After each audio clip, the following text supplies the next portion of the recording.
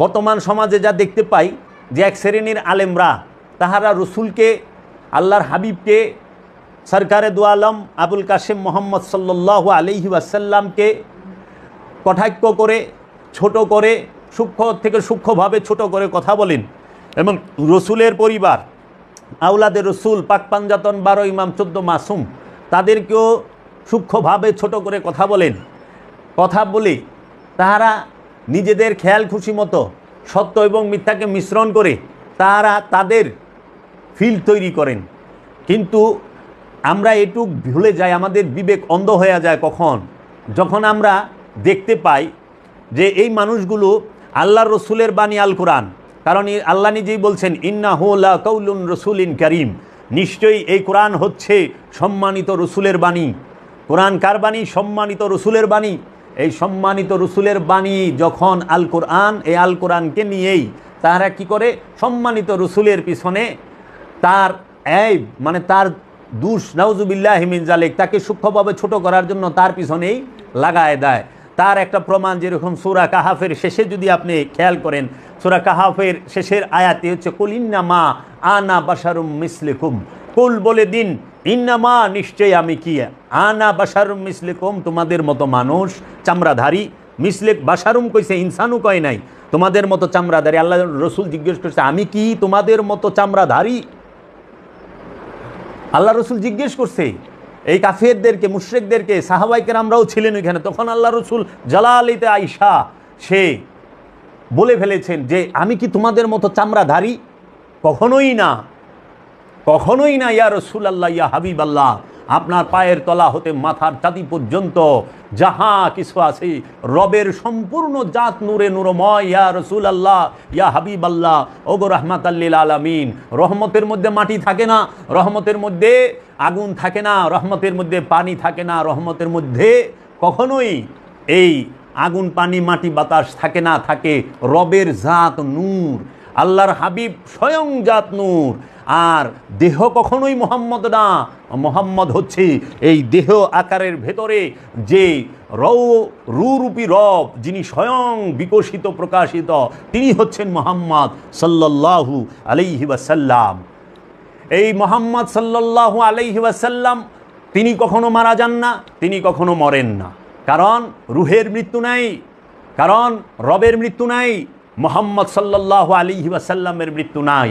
মোহাম্মদ সাল্লাল্লাহু আলাইহি ওয়াসাল্লাম যেই দেহের মধ্যে অবস্থান করছেন, সেই দেহ মুবারকটাই হচ্ছে জগতের সর্বশ্রেষ্ঠ দেহ মুবারক, সর্বশ্রেষ্ঠ কেবলা ও কাবা, সর্বশ্রেষ্ঠ তাজিমের জায়গা, সর্বশ্রেষ্ঠ ইবাদতের জায়গা, সর্বশ্রেষ্ঠ ওই স্থান, রহমত বরকতের জায়গা।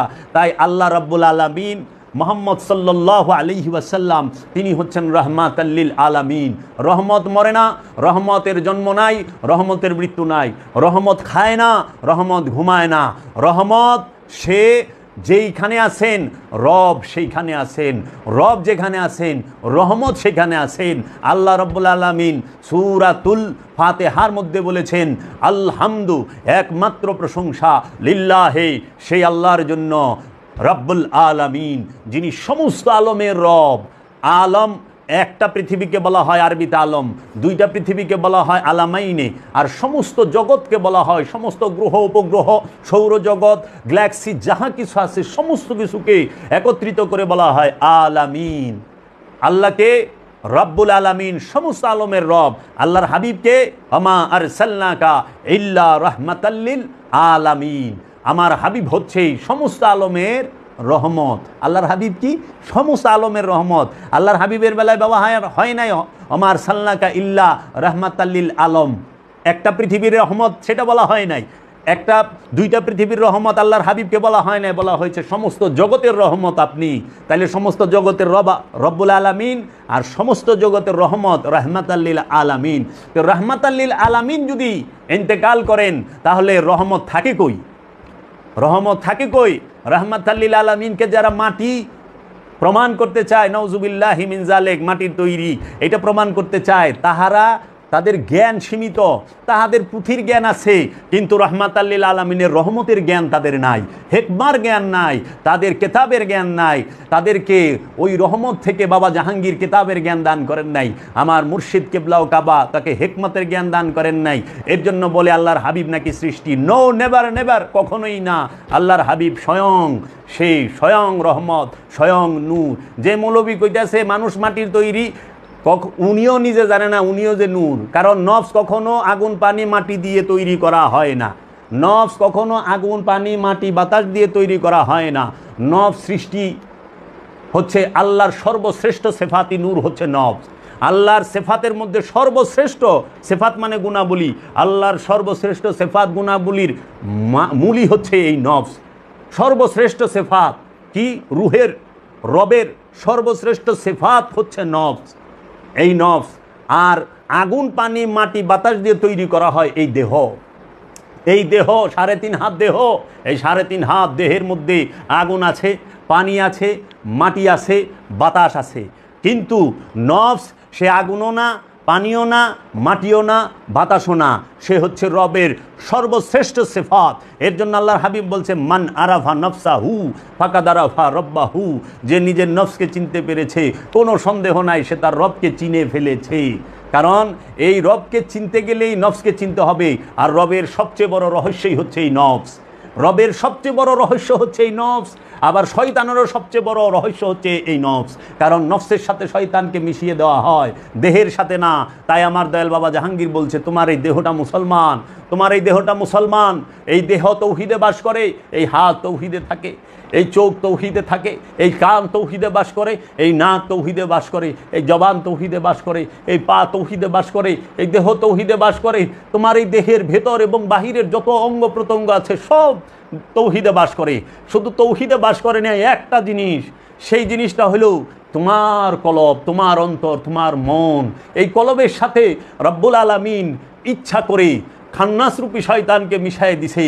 আর ওই সূরা ফাতিহায় বলতাছে, কুল আউযু বিরাব্বিন নাস মালিকিন নাস ইলাহিন নাস মিন শাররিল ওয়াসওয়াসিল খান্নাস আল্লাযী ইউওয়াসউইসু ফি সুদুরিন নাস। তোমার মাকামে সুদূরের মধ্যে এই খান্নাস রূপী শয়তানকে আমি ঢুকিয়ে দিলাম পরীক্ষা করার জন্য।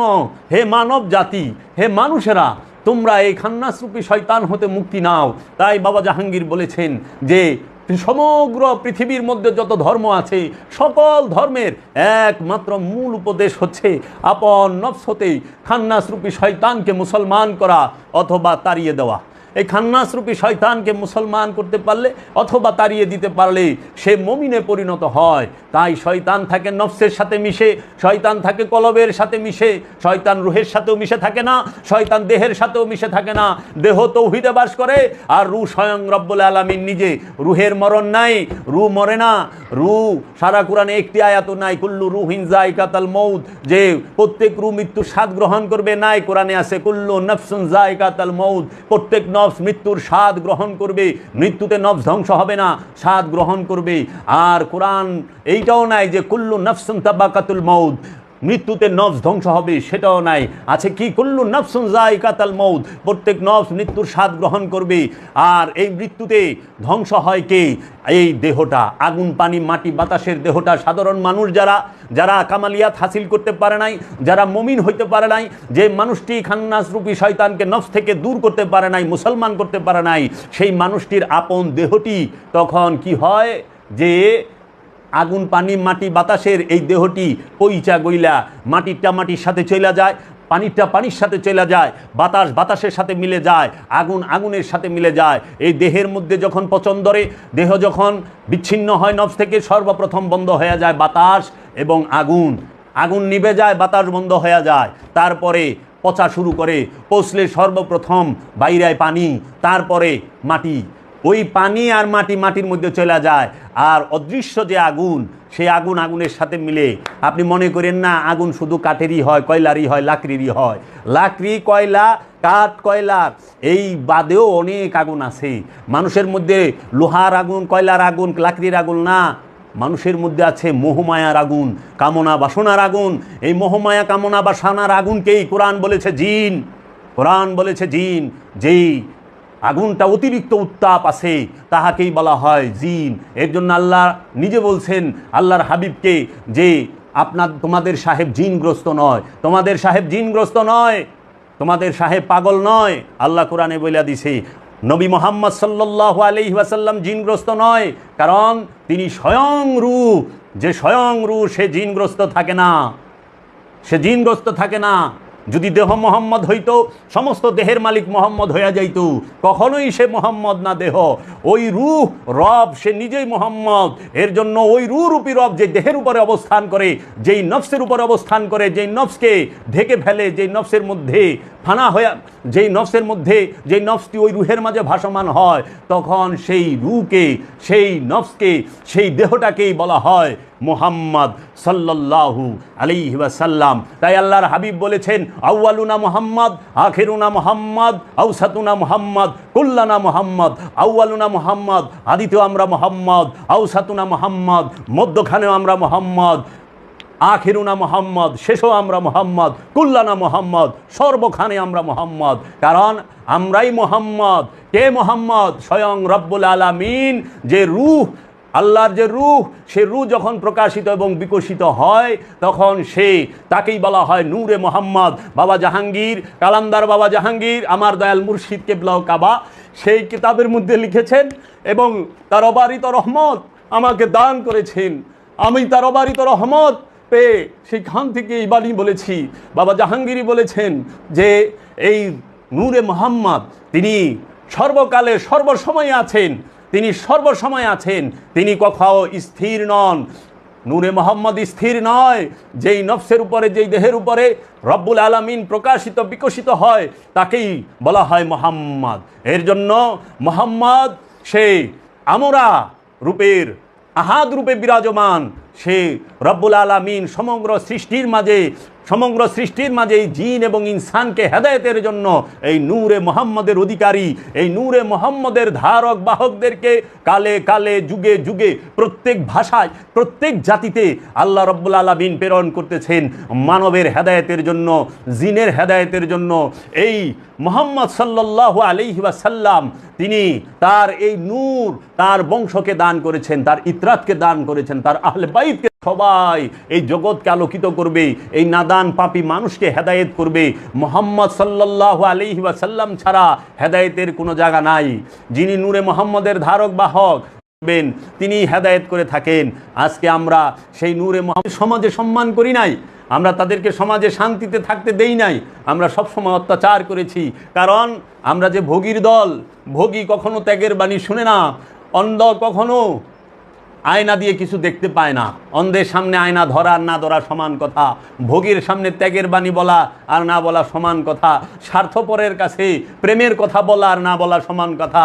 কারণ স্বার্থপর স্বার্থ ছাড়া কিচ্ছু বুঝে না, স্বার্থপর স্বার্থ ছাড়া কিচ্ছু বুঝে না। স্বার্থপর শুধু বুঝে তার নিজের স্বার্থ। যেখানে স্বার্থ আছে, স্বার্থপর সেখানে আছে। প্রেমের কথা স্বার্থপর স্বার্থের জায়গায় প্রেম ব্যবহার করে। স্বার্থপরের কাছে প্রেমের কথাটা হলো পুঁজি, কিন্তু তার নিজের মধ্যে প্রেমকে ধারণ করতে পারে না, প্রেমকে ধারণ করতে পারে না। তাই বাবা জাহাঙ্গীর তিনি বলেছেন, বাবা মুহাম্মদ সাল্লাল্লাহু আলাইহি ওয়াসাল্লামকে যারা সৃষ্টি বলবে তাহারা সারাসার কাফের, সারাসার কাফের। বাবা জাহাঙ্গীর বলেছেন, যাহারা মুহাম্মদ সাল্লাল্লাহু আলাইহি ওয়াসাল্লামকে মাটির তৈরি বলবে তাদের কোনো ঈমান নাই, তারাই কাফের। মুহাম্মদ সাল্লাল্লাহু আলাইহি ওয়াসাল্লামের ভেদ রহস্য ওই নূরে নূরময় হইলে, যে বাবা জাহাঙ্গীরের কাছে সেজদা দিয়ে দিছে, সে পারবো, সে জানবো নূরে মুহাম্মদের ভেদ রহস্য। আর না হইলে তাহারা বলবো, অনেকে আবার বলে যে আমরা অনেক কিছু জানি, বলি না, বলা তো যায় না, এত উঁচু কথা বুঝবে না, কিচ্ছু জানে না, কিচ্ছু জানে না। এগুলা খালি ফাপড়বাজ, এগুলার ফাপড়, কিচ্ছু জানে না। কারণ বাবা জাহাঙ্গীর সুফি দর্শনকে উলঙ্গভাবে লিখে গেছেন। কেউ যদি বাবা জাহাঙ্গীরের 28টা কিতাব পড়ে, সে দেখবে যে সর্বশ্রেষ্ঠ, সর্বযুগের সর্বশ্রেষ্ঠ ইসলাম গবেষক, সর্বকালের সর্বশ্রেষ্ঠ ইসলাম গবেষক, সর্বকালের সর্বশ্রেষ্ঠ একজন মহাপুরুষ, তিনি হচ্ছেন চেরাগে জান শরীফ কালান্দার বাবা জাহাঙ্গীর বাইমান আল সুরেশ্বরী, এই অধম কুত্তার আপন পীর ও মুর্শিদ কেবলাও কাবা। সেই মুর্শিদ কেবলা ও কাবা যিনি সারা জীবন প্রেমের বাণী বলেছেন, যিনি সারা জীবন নির্যাতন সহ্য করেছেন, নিপীড়ন সহ্য করেছেন, যিনি সারা জীবন মানুষকে প্রেম বিলিয়ে দিয়েছেন, যার মধ্যে প্রেম ছাড়া অন্য কিছুই ছিল না, সেই বাবা জাহাঙ্গীরের বাণী যদি কেউ পড়ে দেখবেন জগতের সর্বশ্রেষ্ঠ উঁচু দর্শনটাই বাবা জাহাঙ্গীর দান করেছেন। সেই উঁচু দর্শনটা কার? মাওলা হুসাইন আলাইহিস সালাতু ওয়াস সালাম, মাওলা আলী আলাইহিস সালাতু ওয়াস সালামের, মহাপ্রভু মুহাম্মদ সাল্লাল্লাহু আলাইহি ওয়াসাল্লামের সর্বশ্রেষ্ঠ উঁচু দর্শন যেটা, সেই উঁচু দর্শন কে বলেছে লাহুত রাজ্যের কথা জগতের বুকে বাবা জাহাঙ্গীর ছাড়া এইভাবে এত সুন্দরভাবে? কে বলেছে সিদরাতুল মুনতাহা সৃষ্টির শেষ সীমানা, এই সৃষ্টির শেষ সীমানা পর্যন্ত একমাত্র জিব্রাইল ফেরেশতা যেতে পারে, একমাত্র সৃষ্টির শ্রেষ্ঠ সৃষ্টির যে শেষ সীমানা সেখানে জিব্রাইল ফেরেশতা যেতে পারে, লা মুকামে জিব্রাইলকে যাওয়ার অনুমতি দেওয়া হয় নাই, যাইতে পারে না। সৃষ্টি কখনো স্রষ্টার রাজ্যে যাইতে পারে না, সৃষ্টি কখনো স্রষ্টার রাজ্যে লা মুকামে প্রবেশ করতে পারে না।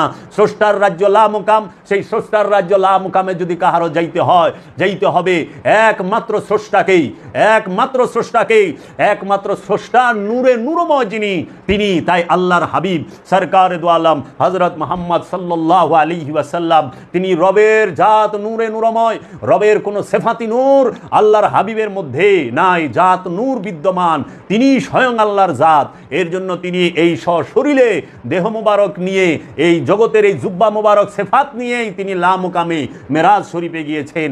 ওই লা মুকামের মেরাজ শরীফে সুলতানুল হিন্দ খাজা গরিবে নওয়াজ গিয়েছেন।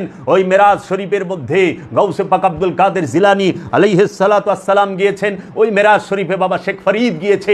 ওই মেরাজ শরীফে গিয়েছেন বাবা আলাদিন কালিয়ার সাবিরি। ওই মেরাজ শরীফে গিয়েছেন বাবা বু আলী শাহ কালান্দার পানিপতি। ওই মেরাজ শরীফে গিয়েছেন বাবা আমির খসরু। বাবা আমির খসরু বলেছেন যে আমি যখন ওই মেরাজের যে কি খুদ বখুদ মেরাজ শরীফে যে লা মাকা খসরু, যে আমি আমির খসরু সে যখন মেরাজ শরীফে যায়, আমি যখন ওই মাহফিলে যাই, ওই মাহফিলের যে সভাপতি সে হচ্ছেন স্বয়ং মহানবী, সে হচ্ছে স্বয়ং মহানবী। যদি আমির খসরু বাবা মেরাজ শরীফে যায় তাহলে তার পীর নিজামুদ্দিন আউলিয়া কি মেরাজে যায় নাই? তার পীর বাবা শেখ ফরিদ কি মেরাজে যায় নাই? তার পীর বাবা কুতুবুদ্দিন বখতিয়ার কাকি কি মেরাজে যায় নাই? তার পীর সুলতানুল হিন্দ খাজা গরিবে নওয়াজ আলাইহিস সালাতু ওয়াস সালাম কি মেরাজে যায় নাই? তার পীর বাবা কি উসমান হারুনি বাক্কা কি মেরাজে যায় নাই? তার পীর হাজি শরীফ জিন্দানা কি মেরাজে যায় নাই? সমস্ত আল্লাহর অলিরা রবের জাত নূরে নূরময়। এর জন্য তাহাদের দ্বারাই রবের হেকমত, রবের নিয়ামত, রবের কারামত, রবের জলওয়া, রবের নূর, রবের হেদায়েত, রবের সমস্ত কিছু প্রকাশ এবং বিকাশিত হয়েছে। এখন আমাদের সমাজে আমরা কি করতেছি বাবা? আমাদের সমাজে আমরা শয়তানের থেকে রবের বাণী শুনতে চাই। শয়তান কখনো রবের বাণী বলতে পারবে? যে নফস খান্নাত যুক্ত সে কীভাবে রবের বাণী বলবে? সে তো ভোগের বাণী বলবে, ভোগের কথা বলবে। শয়তান যুক্ত নফস কখনো রবের বাণী বলতে পারে না। শয়তান যুক্ত নফস সে ভোগের কথা বলতে পারবে। হ্যাঁ, রবের বাণীকে পুঁজি করতে পারবে, রবের বাণীকে পুঁজি করে